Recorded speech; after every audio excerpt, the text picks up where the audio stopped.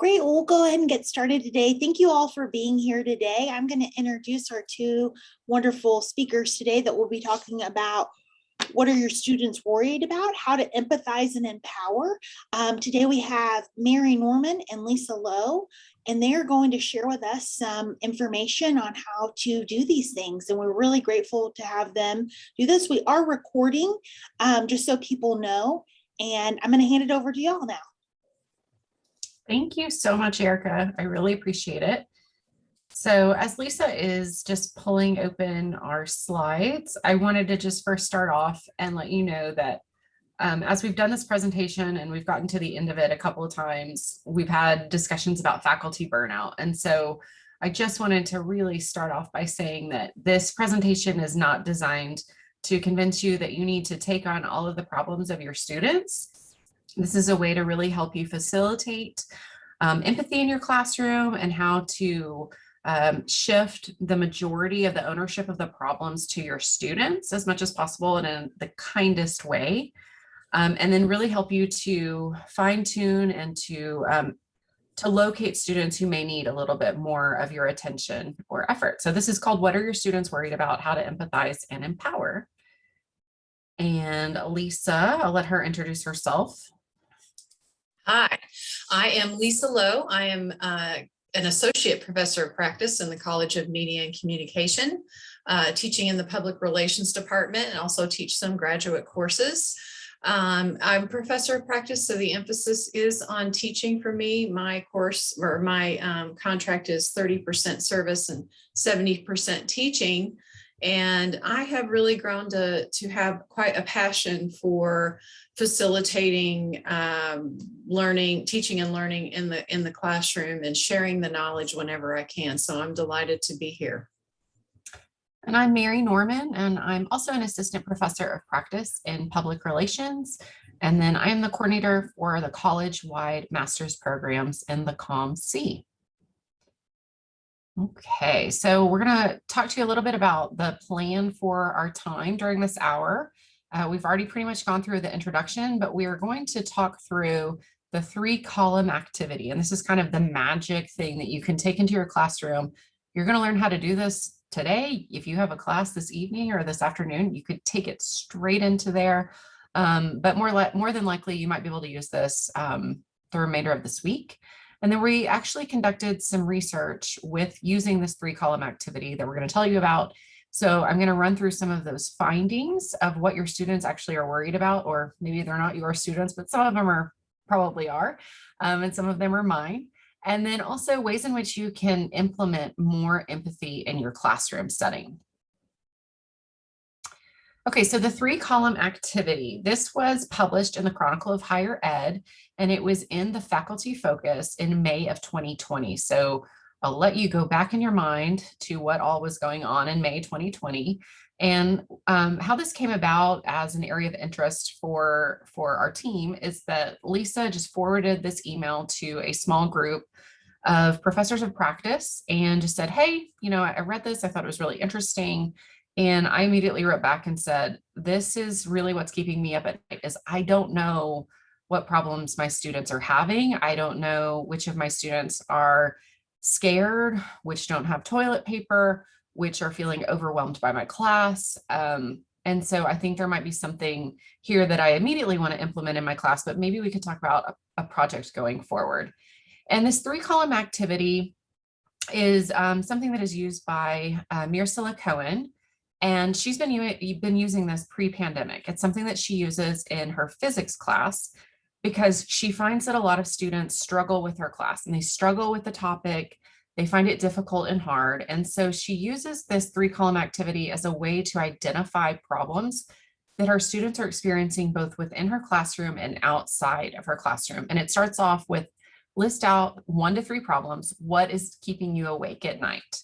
And so you can do this in a lot of different ways. We'll talk about different ways to implement it, but you list out the 3 problems, or the student lists out the 3 problems, and then you immediately ask them to write out potential solutions to those problems. And this whole activity is really magical, but it's step 2 is what is going to make your life a lot simpler. And then finally on step 3, you ask them what they're passionate about. And so what she found was that students who didn't really love her class, but if they could latch it on to being part of a larger passion, then they were more invested in finding solutions to their problems. And so at her particular university, her physics class is actually on the pre-med track. And so if her students were able to see this, the reason I'm in this class is because I'm on the pre-med track because I care about people and I want to help people feel good or feel better, then they were more apt to find some solutions. Okay, so the thing that captured me, again, the impressive thing is, in fact, that she's using this kind of approach in a physics class and was quite successful with it. But her language in some of the quotes in the article were really what blew me away and caused me to forward this to, again, my small group. But as she was reviewing all their responses, and this was really designed as a day 1 substitute for, happy syllabus day. Let's read through all of the rules and regulations and let you know, what I won't accept. Because let's be honest, syllabi can tend to be the negative, focus on the negative rather than the positive. But as she went through their responses, her statement that it was humbling that my students could share their struggles, hopes, and dreams with me. This activity connected me to my students in more ways than I could ever imagine. So really, she was designing it as a way to engage her students, but it really engaged her. And that's where I think really part of the magic happens as well. And what she's really talking about at the core is what we consider teacher empathy as a pedagogical strategy. And just to quote some literature, teacher empathy is the degree to which instructors work to deeply understand students' personal and social situations, feel caring and concern in response to students' positive and negative emotions, and communicate their understanding and caring to students through their behavior. This is definitely not a new approach. It's cited all the way back in the 60s by Carl Rogers. If any of you ever studied education, he was a pioneer. He was the first to actually conceptualize teacher empathy. And just having that approach, and we're going to talk a little bit about how I consider it to be just a mindset flip. And if you'll forgive me for telling you a story from this week, this semester has been challenging to me in so many ways that are surprising. I'm finishing my 7th year of teaching. And so this should all be familiar to me, right? This is my jam, this is my thing. But I've just really felt a struggle. I don't know if it's just the pandemic exhaustion, collective trauma, you name it, but every day feels like a struggle. And I was really kind of at the end of my rope yesterday. I had pushed myself.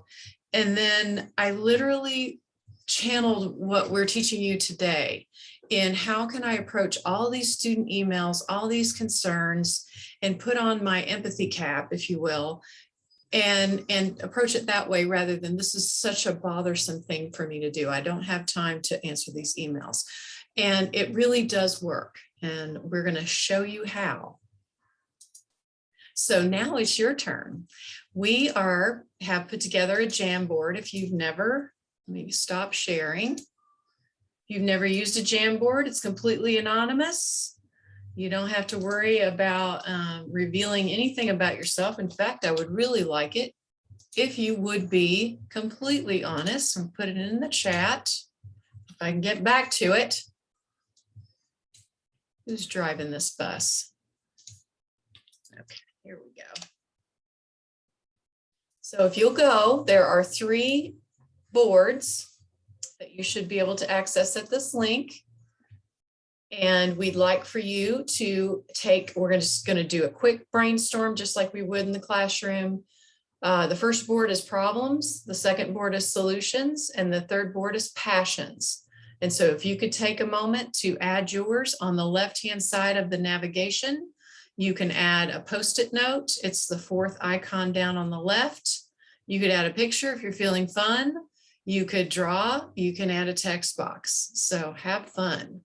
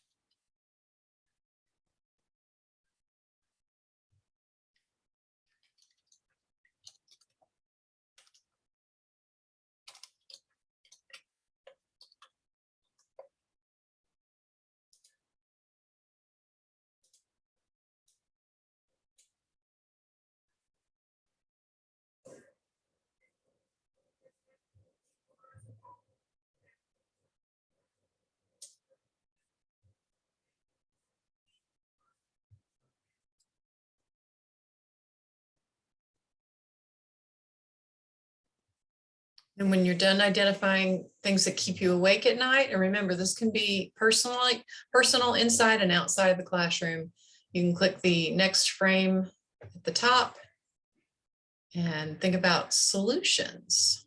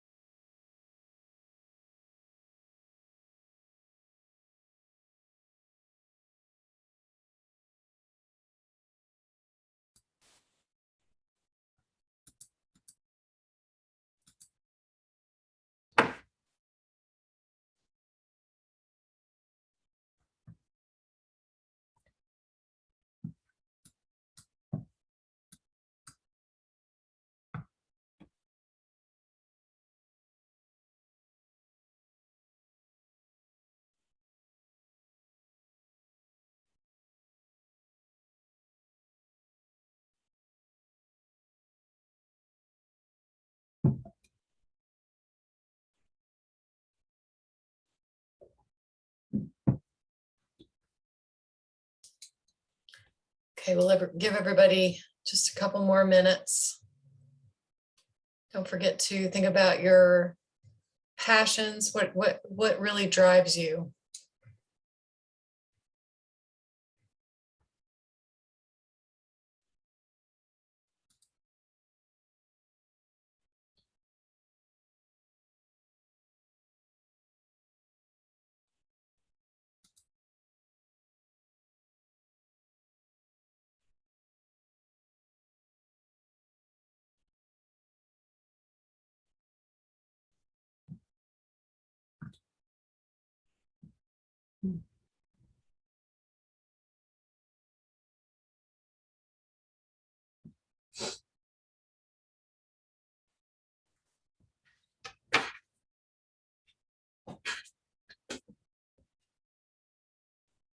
Sorry for my squeaky chair.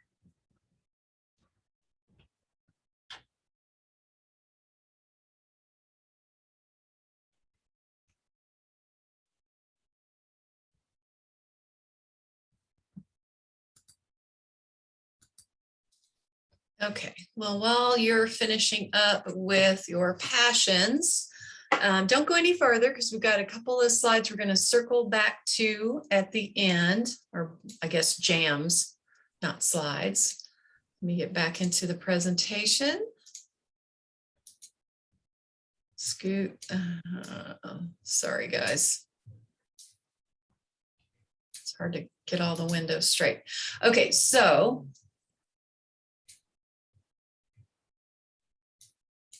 seriously.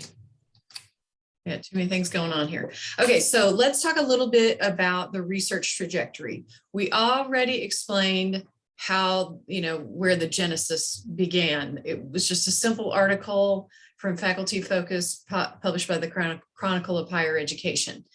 Mary responded to my email immediately, and then we just began to discuss how we might take advantage of this tool amid a pandemic. So what we did in the summer of 2020, we quickly put together a Qualtrics questionnaire with just 5 questions, classification and course, because we used courses that we were already teaching. It was complete convenient sample, and we got a total of 38 responses. They were so interesting that we thought, let's move forward and see what we can do with this. So Mary did the IRB, and we proceeded to collect data through our SONA research program in the College of Media and Communication. So the questions were expanded to 15 questions, which include demographics, COVID status, where they were learning from, because many students didn't come back to campus at all. So we were wanting to know where they lived, where they were from. And it's a purposive sample of mostly CompC undergraduates. We got 279 responses in the fall of 2020, turned around and did the same thing in the spring of 2021, got 337 responses.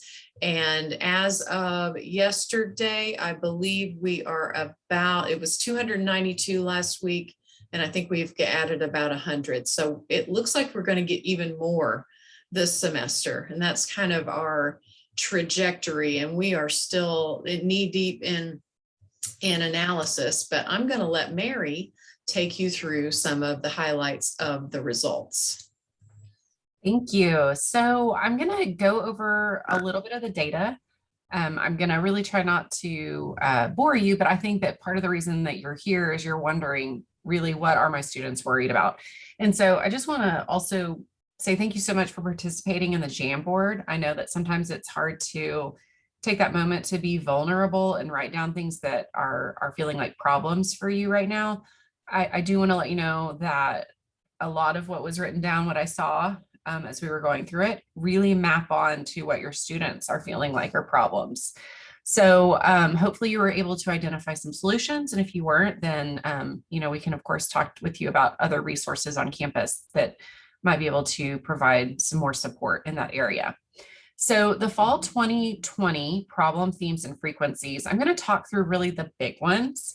So Lisa, if you'll advance the slide for me, I know the pie chart is pretty and you can really see everything broken down, but I think showing some of the exemplars is what's really helpful. So the number one problem in the fall was efficacy. And so this is where students were saying things about being confused, unsure of how to do this. And that seems like a pretty likely problem, right? Because it's not just I'm unsure of how to do college, it's I'm unsure of how to do college in this moment. One of the exemplars that I chose to include here was, I'm so confused, I wish there was more direction. Being a freshman, I'm struggling to find a career path with my degree, and I'm struggling with a great deal of self-doubt. So I also like reading through a lot of these because it's such a great reminder to me about how many of our students are 17 or 18 years old and they've moved here to Lubbock and they're going through this for the first time. I have the privilege of being able to teach a lot of graduate classes. So sometimes I feel kind of removed from those unique kind of problems that a first year student might feel.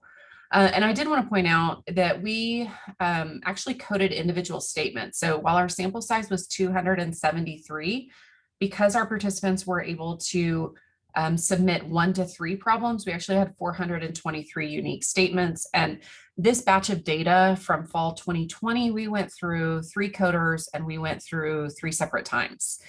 The second is online learning. So the only problem I've had is trying to figure out how to use Blackboard. So Blackboard didn't get a lot of love in a lot of our problem statements. So that was cited as a problem at 16.32%. Relational issues. So outside of class, I'm just dealing with being a good parent to my children and being a good partner to my spouse. So I think sometimes as instructors, we often forget that our students have very full lives outside of our classrooms and that they have responsibilities to children, parents, spouses, siblings, all of those things. And that was a good reminder. And then pandemic concern. So at 8.51%, an exemplar from that was struggling to make friends. I'm struggling with not being able to be as social due to COVID-19. And then mental health is still kind of ranking up there pretty high at 8.27%. And this exemplar, the student or participant has identified that the start of the school year is always more stressful for me because I haven't gotten into a routine with my classes yet. And so we're going to take a peek at the spring 2021 problem data. And I'm going to say a peek because Lisa and I have not gone through this with our normal 3 passes. We haven't done a lot of sitting down and discussing and sorting together. We honestly just divided and conquered so that we could have some fresh data to talk to you about, and also to look and see how some of these problems might be changing, if at all. So if you'll advance for me, you'll see that actually our number 1 problem here made a big leap. Online learning is just shy of 26%. And so the exemplar is, it's hard to pay attention to Zooms. So Zoom, that we really started to see this of this designation between synchronous online learning and asynchronous online learning. We were seeing words like synchronous and asynchronous mentioned in our problems and our solution statements. And so that was really interesting that as much as faculty has been learning that language, your students are learning that language too. Another exemplar, I'm not a fan of synchronous classes. If it's not in person, then I want to do it on my own time. Relational is still pretty high. It's actually jumped up as far as relevance. And so I'm experiencing the stressors of my roommates in this semester.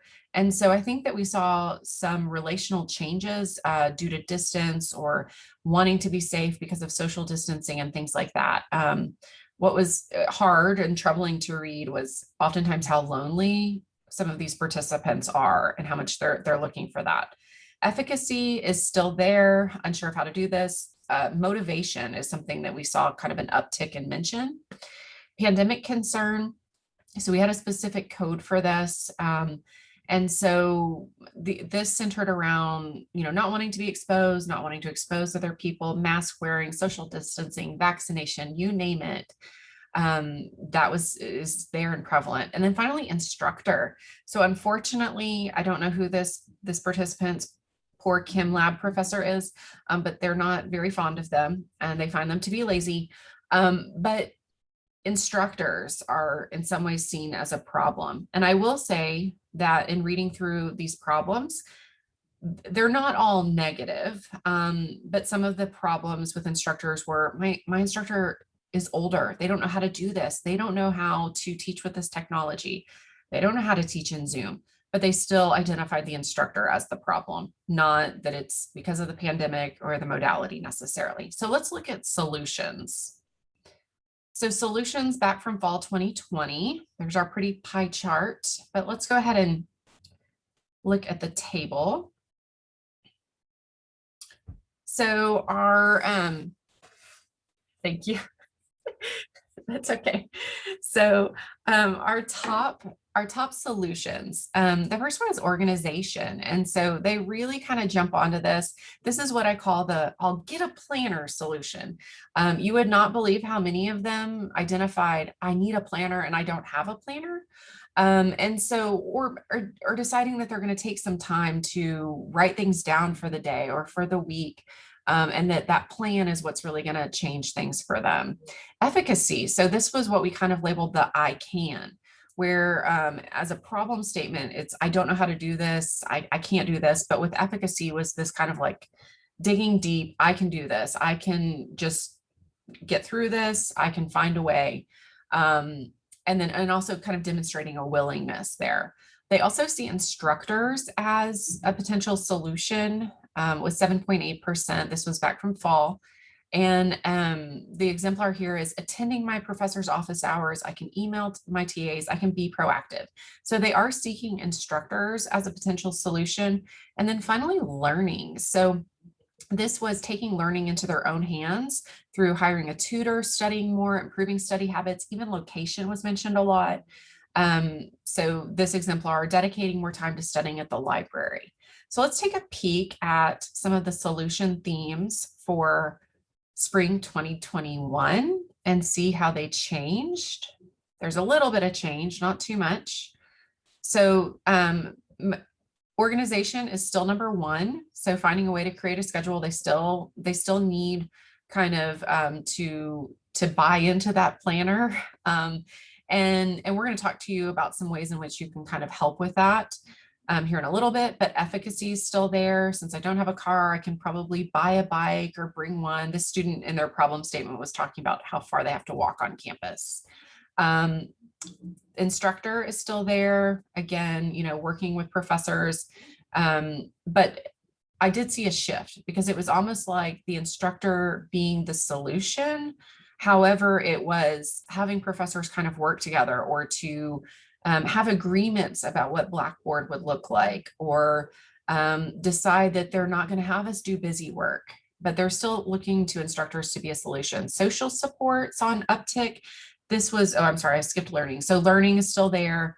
I loved this exemplar. I also YouTube anything I can't find on my course and school resources. And so I know that can be questionable, but at the same time, they're trying to find the additional support that they need, and they're being proactive about it. Social support, this is what I wanted to say. So again, I was saying that I noticed in problem statements that these students are lonely. And so not only are they looking for that relational connection, but they're also looking for social support on our campus. So they're looking to be involved in student organizations. And so as faculty members, anything that we can do to point them towards, a department student organization, a professional organization, anything like that, they're really wanting to get connected and to be involved. And they're seeing that as a potential solution. And then finally, modality. So I know this isn't a huge percentage, but this was a new solution that I noticed. And so it's a new code. This was not seen in our fall 2020 data, but this was just, we should only be doing one modality or another. And it really went both ways of COVID is bad, we should only be teaching classes online, or I hate online learning. All I want to do is be back in the classroom, and Texas Tech should change it immediately. So that's just a little peek at the data. Again, we're going to go back through this, and with everything that we've collected, we still have not dug into the demographics and how this might correlate to some of those problem statements that we're seeing as far as demographic breakdown. So Lisa, I think it's Definitely. Before I move forward on this slide, there were significant amounts of references to busy work and the perception. We're going to dig into that when we go back through the data. I was really resistant to add new themes and codes this time because I really wanted to try to compare apples to apples, if you will, but busy work and their perception that we pile on, literally quote, we're piling on the busy work. And why do we do that in online classes? So that's going to be interesting to dive into. And also one of the things I saw over and over again, very tempted to add a new code, was work-life balance, verbatim, work-life balance. And we couldn't determine in our brief discussions whether that was a mental health issue or if that was a time issue. So we're still really digging into making sense of all of this data, which we're still very excited about. So now what? And as Mary keeps reassuring you, we're not asking you to do anything more than you're already doing, because let's just be honest, the mental and emotional work that goes into being a member of the faculty is significant already. And in today's world, it's just tough. But we know that empathy is effective. The research tells us empathy is effective.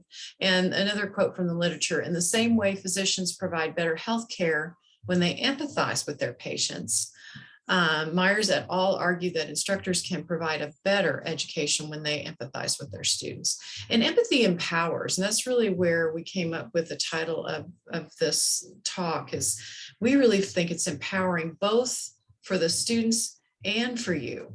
And what we're proposing is what I would consider micro interventions. Right? Not huge things that are going to take sustained effort and, course correction mid-semester. One of the things that is very beneficial for me, and when I get under stress, I don't know if anybody in here has taken the Strengths Quest, but I have command in my strengths, which means when I'm under stress, I get into, okay, we're going to do this and get things done. And I don't appear to be very empathetic, although I'm very empathetic on the inside, but just making sure that I'm making that mutual respect very evident to students, even when I deliver bad news. And even when I'm giving them feedback that, hey, you didn't do very well on this assessment at all, but just ending with some empathy statements that I'm going to take you through helps me to stay positive and engaged with my students. And it truly can bring joy in a set of challenging circumstances, just like I talked about with me in my week this week. So let's take a look. I'm going to go through about half of these, and I will also, Mary, I'll just go ahead and skip to the end and then let you take the other half. So changing the term office hours to student hours is something that my colleague and I have done very successfully. Students still don't understand that office hours are for them, that we are literally blocking off time doing, not really being able to work on anything substantial during that time because we're prepared to be interrupted. And I don't know about you, but it's just a little bit frustrating to block off all that time and then sit there and kind of feel like I can't get in the groove of a project or whatever. So we have relabeled office hours to student hours, really emphasizing this time is for you. And in my messaging, I really reinforce that. We've also increased our accessibility, and this is something we tried pre-pandemic, where my colleague and I gathered in a student lounge in our building, and we teamed up for office hours. And we met them where they are, and they loved it. We saw more students than we had ever seen before. It was very relaxed. They weren't uncomfortable waiting on us or feeling nervous about standing outside a closed door. It was all very transparent, and it was so enjoyable. And then the pandemic happened and we couldn't do that anymore. So we're looking toward easing back into that post-pandemic. Something that my background includes a lot of copywriting, and a lot of once Web 2.0 dawned, a lot of web copy, a lot of social media copy. And I always advise people that were new to that, speak human, speak to me like I'm a human being, use language that's appropriate for the situation. And you can also add what I call an empathy lens that I've alluded to. Just think about, just deliberately, maybe, take a deep breath when you're stressing and you're doing a lot of assessment, maybe having a lot of bad news to deliver where students are really struggling with something.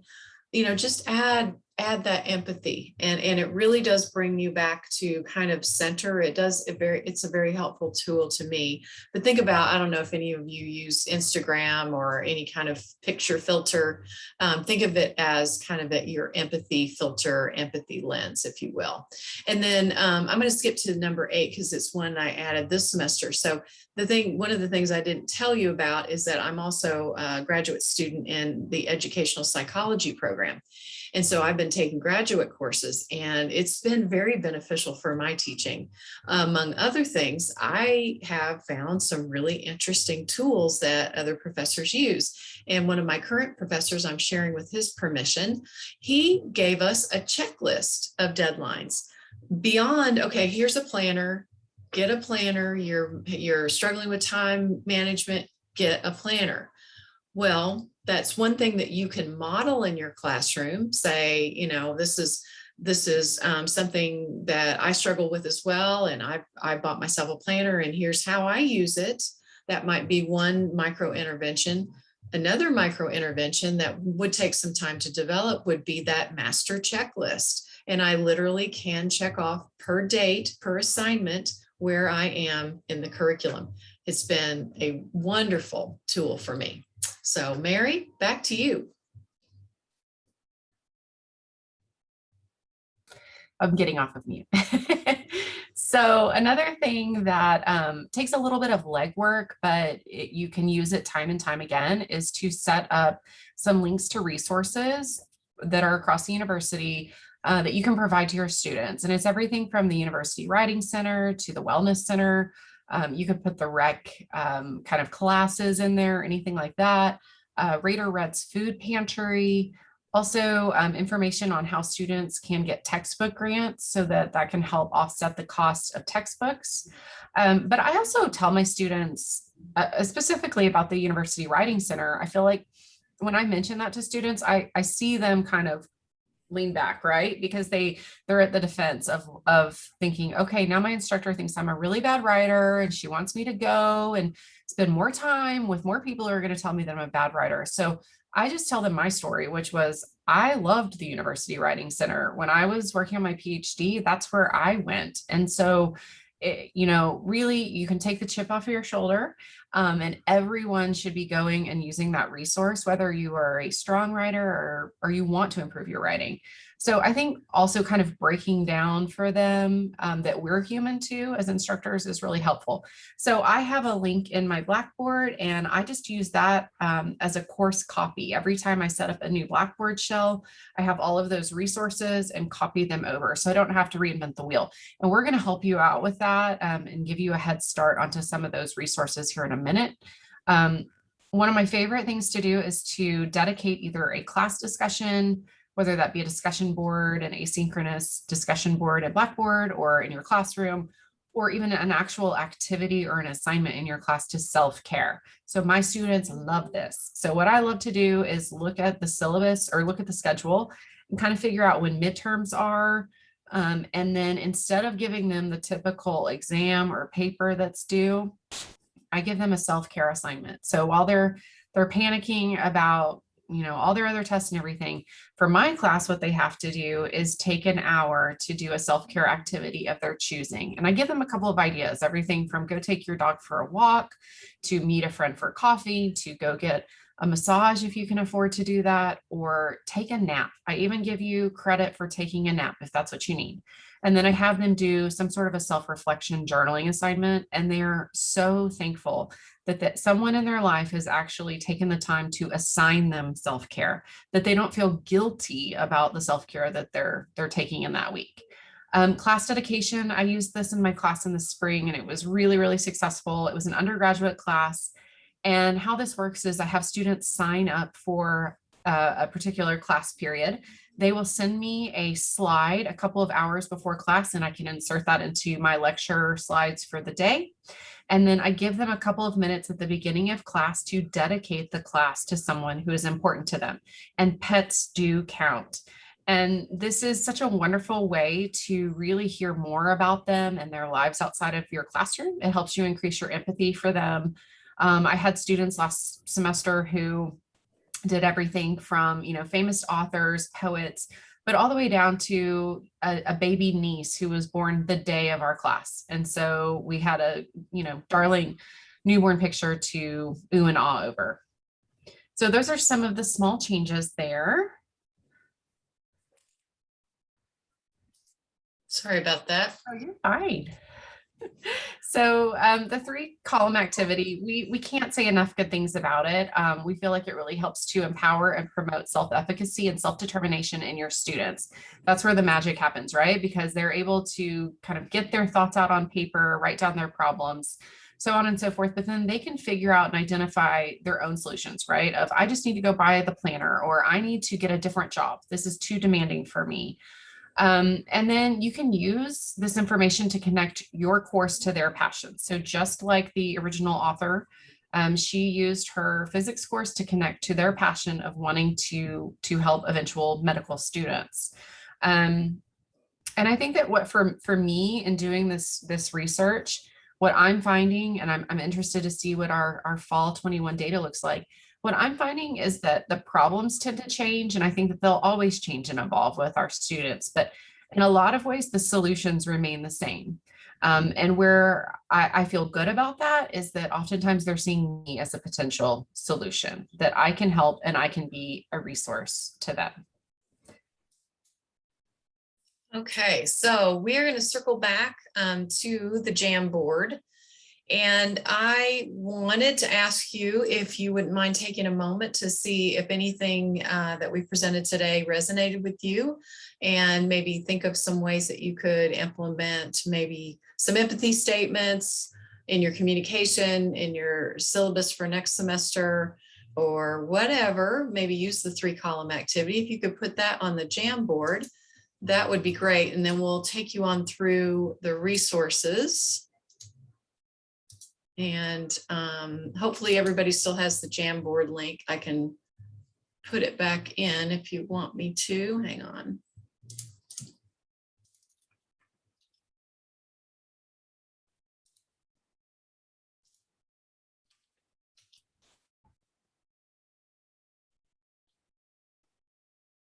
And it's on the board 4.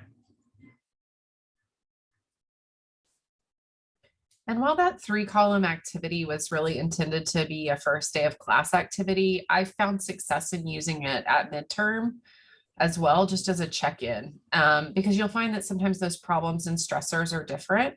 And you can identify ways in which you might be able to back off in your class a little bit. If you're seeing, okay, I didn't even realize that for you in this week, that this was a really challenging or heavy week. So I can move some things around. You can help accommodate.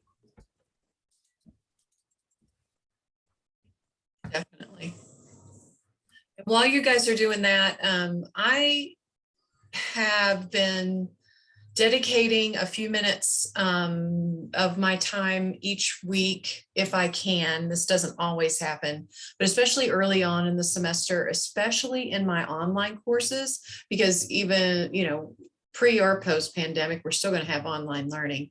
So I do what I call nudging my students. I look in the grade book, and it's easy to sort them by their semester average and reach out to those students who either haven't logged into the course very often or don't have any grades or whatever the situation. And I literally have a series of messages that I have saved. I pull that up, copy and paste from my Word document into an email, and I conclude, this was a message that I sent. I see that you have logged into the course, but you have not completed any assessments. I would hate to see you not be successful in my class because your success is important to me. Do you have time to chat? And I use Calendly to let students book an appointment. And she emailed me back this week. Good afternoon. I can't begin to explain how terribly I'm doing with school, mental health, and just life in general. I have no excuse for not responding to your thoughtful email other than me just not reading my emails. I would appreciate a conversation. Thank you for reaching out. And I thought, that few minutes that I spent that day, if she's the only one that ever responds, I think it worked. And it made me feel good. It brought the joy back. And I thought, this is why I'm still doing this. This is why I love teaching, and why I think empathy really resonates with me. So let's look at, got some good ideas. Provide links to all the resources. That's such an easy way. Provide a deadline checklist. I mean, mind literally blown. I'm like, why don't I ever do that? I do a course schedule. How easy would it be for me to just take that on into a checklist? Ask students when they visit during student hours, how are you and how can I help? I love that.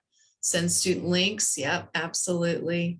All of these things. Incorporate self-care. That I know maybe especially if you're teaching a more difficult core course, that can seem like, well, that's a little bit of fluff, and it certainly can be, but if you're strategic about it, it can really be meaningful to students, and they really appreciate it. And it's things you're going to see in your evaluations. Okay, so if you will advance to your Jamboard number 5, we've provided all the links. Now, full disclosure, I haven't gone in to make sure they still all work. Hopefully they are still all functional and go where they're supposed to be going. But we've got everything from red to black financial planning, student, let's see, the wellness center, the mind center. I'm not sure if that's back up and running. Does anybody know if the mind center is still is open this semester? I'm not sure, but vaccine links, Raider Red's Food Pantry. If you weren't aware of that program, let me tell you about it loudly and proudly. We have people who are struggling with food security on this campus, and Raider Red's Food Pantry literally exists to solve that problem. And no one should go hungry on this campus. It's a great program. So, and you even have a link on there for planners. So you can help them to find a lovely Amazon link for a student planner. But Lisa and I have also just talked about taking a couple of minutes at the start of class to show your own planner or how you organize your day. It seems like something that's very basic, but if you've never had somebody model that for you, it can be particularly helpful. I know that as a graduate student, when I was a graduate student and going into those long 3-hour blocks of class, I had an instructor who started each class with an optional 10-minute meditation. And she, we weren't forced to do it. It wasn't for points or anything like that, but it was such a great opportunity to help transition my mind from being a graduate part-time instructor over into, okay, I'm now going into my own learning mode and I have time to reset and I don't need to think about if my kids have their lunchbox and so on and so forth. I can drop all of that. So let me just show you, I can't compliment my instructor enough for the developing this one-page to-do list. It even lists, he provides optional Zoom meetings every week. And again, this is online asynchronous graduate courses, but I just thought I am totally stealing that. And I got his permission. And I'm just, it's just such a simple thing, but I never even thought of it, never would have even considered doing that. And it's something that I won't be able to do this semester, but if I put it far enough in my planning, maybe it will work. So any questions, suggestions of things, ideas that you're doing that you would like to share? Maybe you could put those in the chat. We are right on time. We're at 3:50, so we have time for questions, answers, ideas. I'd love to hear about anything that you're doing that we could share.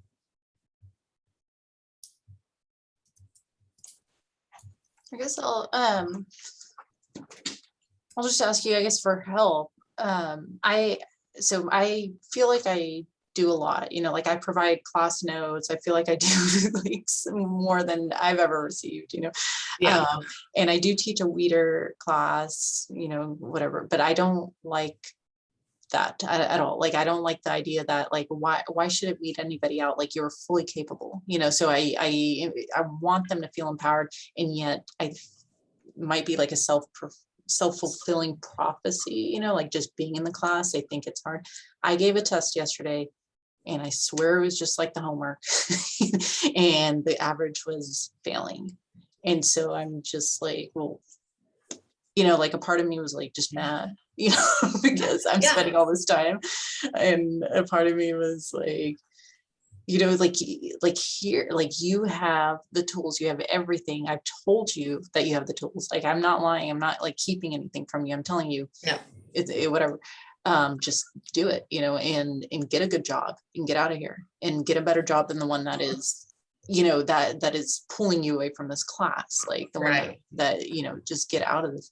And so I just, so I'm going to go in there tomorrow. I still don't know what to do about it. I'm like, how do I, the discrepancy between the people who do okay, not great, but and the people who do horribly is just huge. So I'm like, I don't want to curve. It's too Is this easy. Undergraduate or graduate? Undergrad. It's Undergrad. a junior level.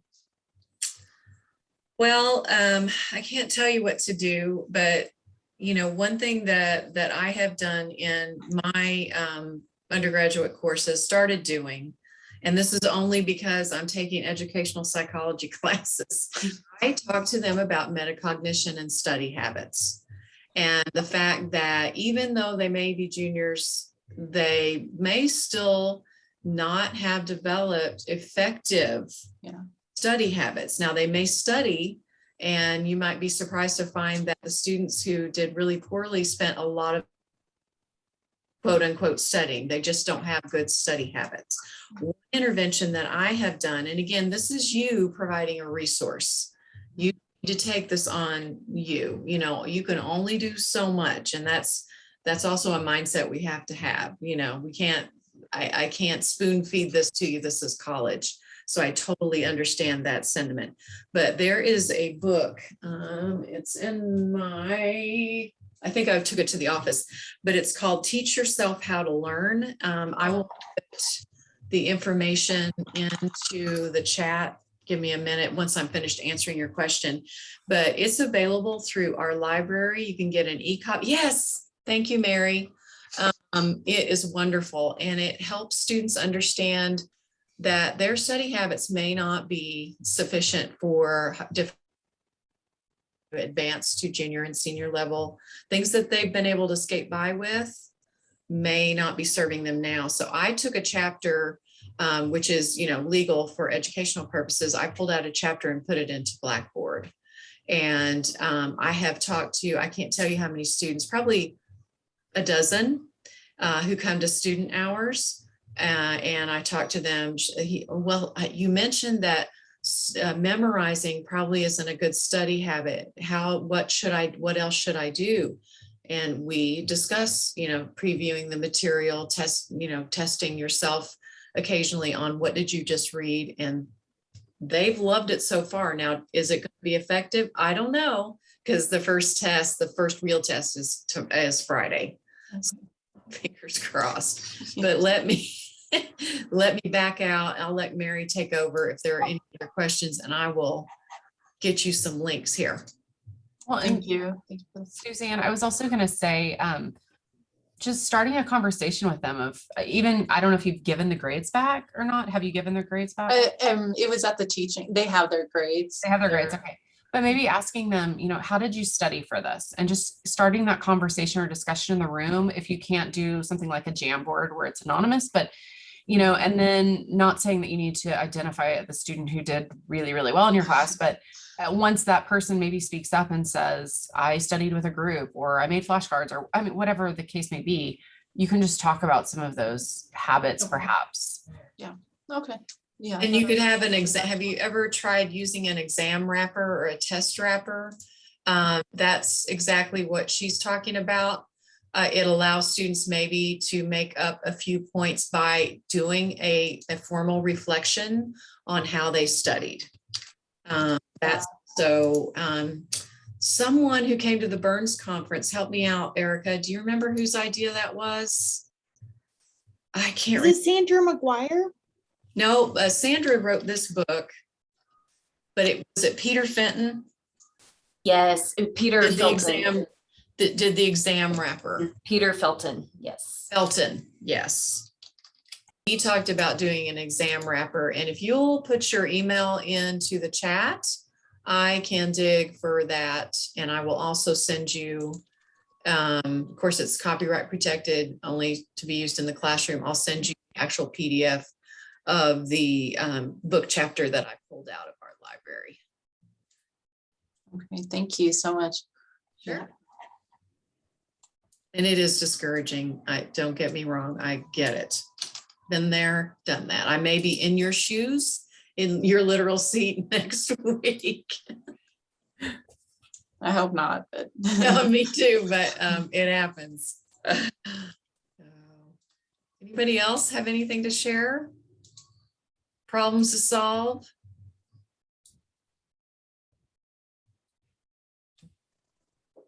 Well, Mary and I thank you so much for spending some time with us this afternoon. You know, I've used the word, heard the term practicing radical empathy.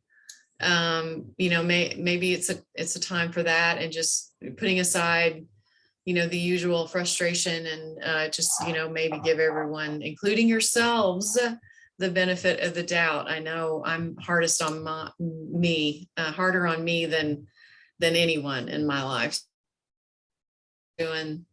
Doing the work. So hang in there.